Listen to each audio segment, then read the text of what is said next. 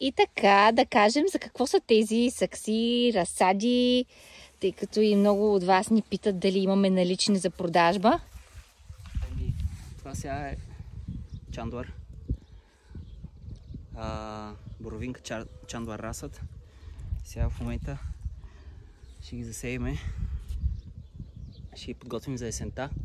Ще имаме чандуар и дюк. Такива растения. Като идеята е да растат до есента. Ние ще ги подготвим и директно до година, като си ги вземете, ще може да съберете плод директно. Ще бъдат готови за плододаване. Това беше чандуар. Ето така сега ще ви покажа дюка. Дюка сега в момента цъфти. Чандуар е по-късен средносезонен сорт. Ето го.